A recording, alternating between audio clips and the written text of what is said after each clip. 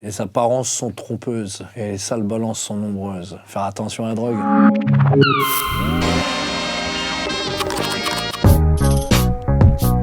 Ben figure-toi que je mange pas de sandwich. J'arrive pas à manger les sandwichs, ça me rend malade. Je vomis. C'est moi qui les fabrique les sandwichs. En les expulsant de ma bouche. Je suis un fabricant de sandwichs. De pizza même, c'est des galettes. On appelle ça des galettes, non?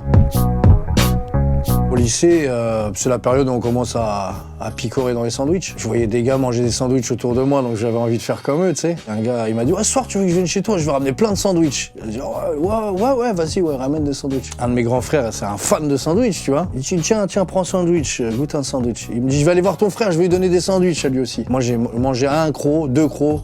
3 crocs, je dirais je vais manger tout le sandwich. Mais j'ai fait une pizza sur les rideaux, tout partout, frère, un traumatisme de ouf. Mon pote en question revient dans la chambre, me dit ça va, il était bon le sandwich? Je fais ouais, il était bon, j'étais tout blanc, frère, j'avais des veines turquoises, j'avais un GPS sur le front, mais c'était des veines. Et ça m'avait rendu malade, donc du coup ça m'a un peu... pas pour moi les sandwichs. C'est que de la feuille. C'est des sandwichs végétariens. C'est pas super fou. J'entendais parler il y a longtemps du Bouddha Burger, la taille grasse, tout ça. Mais en fait, sur place, les gens se plaignent souvent du sandwich local. Donc, il y a des petits Français avec des petits réseaux qui vendent du sandwich bien français. Alors, je leur conseillais de faire attention parce que les sandwichs thaïlandais, tu peux aller en garde à vue pour un sandwich en Thaïlande. Tu peux aller en prison. Non, c'est sans sandwich. Ce sera des spécialités thaïlandaises. Je suis parti d'un bar en Thaïlande sulfureux pour essayer de me ranger. Il n'y aura pas ce genre de dessert. On ouvre le 15 juillet à Pontoise, 13 rue de Rouen. C'est juste en face mon salon de tatouage. Mais entre mon salon de tatouage et le restaurant, il y a des vendeurs de sandwich. Et voilà, on invite les gens à venir se régaler.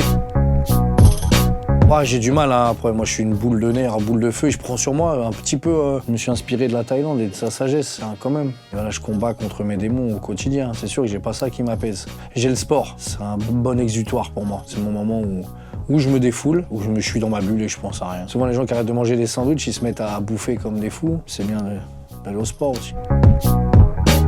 Faut boycotter l'État. Alors est-ce que si le sandwich qui fait rire est en vente libre, rapportera plus d'argent à l'État que s'il était sous le manteau? C'est ça la question qu'il faut se poser. Mais de toute façon, ça a des effets thérapeutiques, que ça soigne les cancers et tout. Petit à petit, ça se démocratise. Et en Thaïlande, là, ils vont autoriser. Ils viennent de comprendre tardivement que ça avait des vertus médicinales.